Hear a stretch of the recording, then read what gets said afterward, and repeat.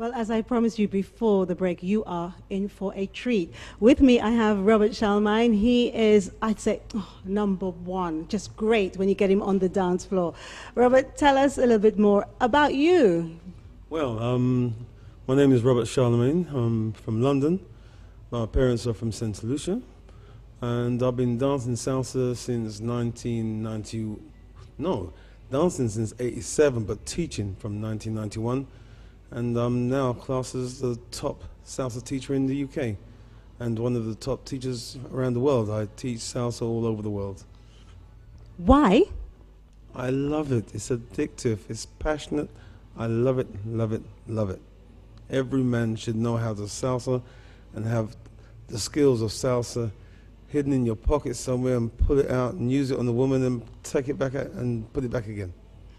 Well, that sounds very sexy and very suggestive. And I think that salsa is, in a way, you have to describe it as sexy, energetic, and I think it's quite thrilling. But how did you get involved in salsa dancing?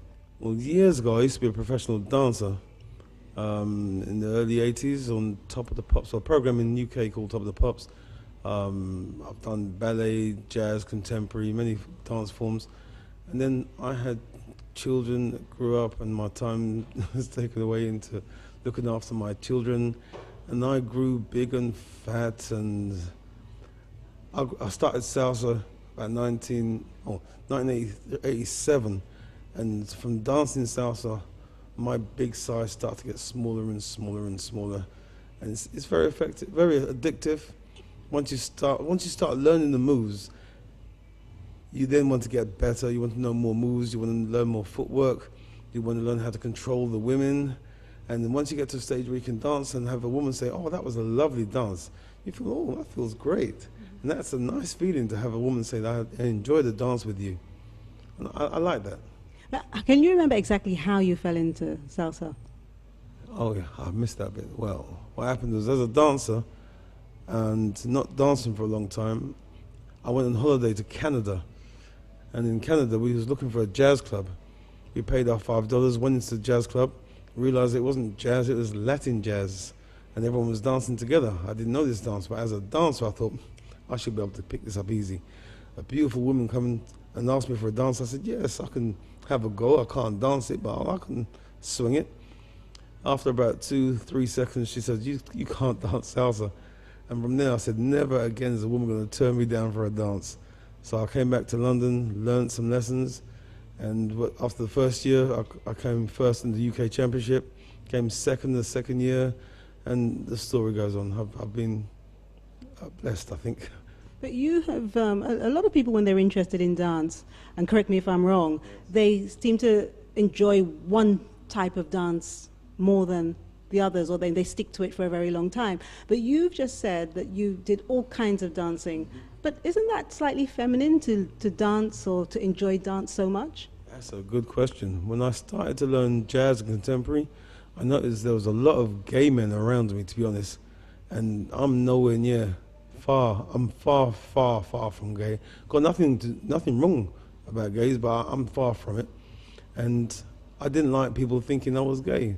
But dancing salsa, I think, is far from that, because that's a man dancing with the woman and trying to make the woman feel good, and it's not nowhere near gay at all. I mean, I love salsa, and I've been to quite a few clubs, but I have to say, when I go, I don't see many men there. Why is that? I mean, would you say that happens a lot? I think, from what I've seen, a lot of guys think it's a feminine thing to do. And to be honest, some of the best salsa dancers are gay. But when they're dancing salsa, they look very macho to me. It's only when they stop you see the gayness, and that's up to them. But while they're dancing salsa, that's a macho dance. You can't be in Cuba dancing with a woman and not looking and feeling macho in a dance. It makes you look masculine. It's a masculine dance. But the dance itself, it's so beautiful and so intricate in a way. Is it difficult to learn? To get to the top level of it, it's difficult, but to get to the basics, you can get there in a couple of months or less. Within a week or two, you can do something effective with salsa and have a good time. How would you encourage the men to come down? Because I know Stacey, and she's here with us in the studio, so she'll tell us a little bit more. But how would you encourage men to come down? I mean, I would encourage them and say, come, come, come, because I'd love to go. And sometimes when I do go, I think, where are the men? I'd love to dance with them. That's my way of telling you guys, come. But how would you encourage men to come to salsa in St. Lucia? Well, when I started salsa, I was a very big guy. I put on lots of weight. I was about 22 stone, nearly 160 kilos. I remember seeing you that big. So he's not just saying that, and it's not true. It's very true, because I've known Robert for many, 20 odd years. We're giving away our ages. I've known him, and I know I've seen him in that size, and I was shocked. I was delighted to see him just last week after so many years, and to see you've dropped a lot. You look fantastic. I lost 8 stone. And to be honest, most of it is from being more active in dance. I'm dancing more, I'm more active. But even when I was at my biggest, I still had women liking me because they liked the way I dance. I couldn't believe it. I thought when I put on weight, that's it, my days are over. Women are not going to like me anymore. Well, I have to lose this weight, but until I lose this weight, I'm never going to get a nice looking woman again. I couldn't believe how much nice, beautiful women would approach me because I can dance. I think that reason alone is a reason to keep dancing, learn to dance, and making women feel good in dance. Well, that is one good way to encourage the men to come. But what about, okay, you said it's good for them to come because, your weight loss, it makes you feel good, more confident about yourselves, and then you get more, attraction from women, which, that always happens in St. Lucia anyway. But, on a final note, before you actually show us the tricks of your trade, how do you think we can get these men to come do salsa? I know I've asked you before, but I'm asking you one more time. How do we encourage men to come? And also women, I suppose. Women who haven't tried it. It's not as difficult as they think it is, right? So how would you tell them in terms of coming to learn? How soon would they be able to actually grab a partner and dance? I think after the first lesson. After lesson number 1, you can hold a woman and dance the basic steps. And after that, you can then improvise as you get more comfortable with the steps. If you learn a move, the more you do it, the better it gets. It just gets better and better and better with practice. Well, Robert, thank you so much for being on The Law Factor Live tonight. And I'm sitting here anxiously because I want to see what you've got, and courtesy of Stacey. I'm just so thankful that you're here, and show us what you've got. Okay.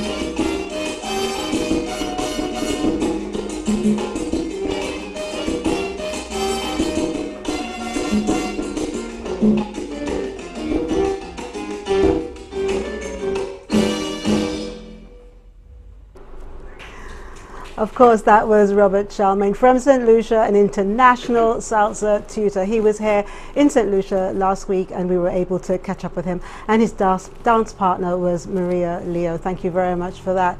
Now, as we go to the break, remember to win dance classes, name 3 types of Latin dance taught by Stacey.